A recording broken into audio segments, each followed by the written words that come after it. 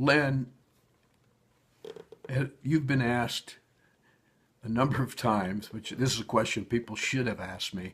You've been asked a number of times about black knights. You've talked about black knights and how they get in the way of the war on waste. And could you talk a little bit about that?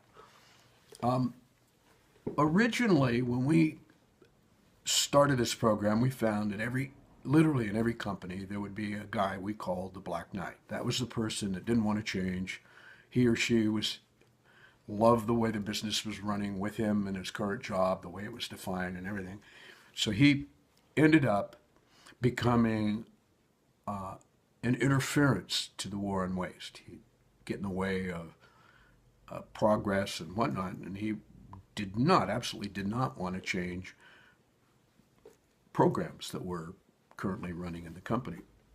And many times these interferences were particular his job, and this person didn't particularly like his job to be interfered with. So what we ended up doing, and of course I didn't understand all the logic of this up front, or all the what was really going on. But when we did the war on waste, let's say if there were 150 people in the company, we would have 30 projects going at the same time. 5 people per team, 150 people divided up into 5 people per team, that's roughly 30 teams.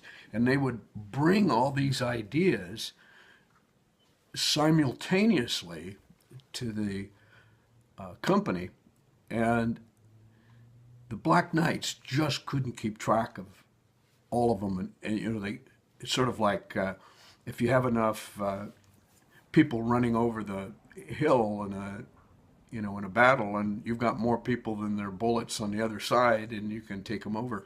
That's the kind of thing you had here. The Black Knight only had 10 fingers on his hands to plug the 10 holes in the dike, and there were like 20 extra ones coming through. So what we realized that the effect of the war on waste was to put a tremendous pressure on those people that wanted to fight the change. But more importantly, we went, once we understood this phenomenon was going on, the Black Knights, we basically put a plan in place with the CEO to let him know that, that these people were not helping his cause. And so the CEO would point out to us up front who the Black Knights might be, and we would look for those people. Many times there are other Black Knights that would surprise the CEO.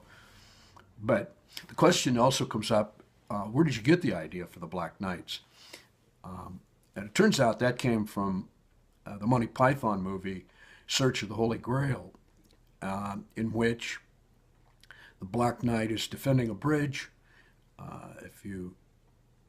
King Arthur comes up, they engage in battle, the Black Knight loses his arms and 2 legs, and he's a stump on the ground, and he's just he says, tis but a scratch, I've had worse.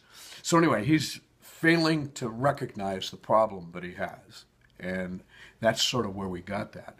But also, if you notice the Black Knight defending the bridge, the creek that is crossing under the bridge, King Arthur could just as well have just said, well, I don't want to cross your bridge, I'll just jump across the creek here. But the King Arthur engages the Black Knight, and that's how the Black Knight loses his arms and legs. So that's sort of what happens when we get into the war on waste and a Black Knight raises his ugly head. I'm coming in there with the king behind me, and the Black Knight still insists on fighting the change, and we end up having to lop off an arm or leg. It really gets that way. I'm not continuing to encourage that, but unfortunately you have to make sure that everybody's on board, and if the train's leaving the station, that everybody wants to get on board, they get on board. And we've told CEOs about that ahead of time, and they get on board and they get the message across. If you want to find out more about the War on Waste, you can go to our website, www.thewaronwasteacademy.com, and find out more. Thank you for your time.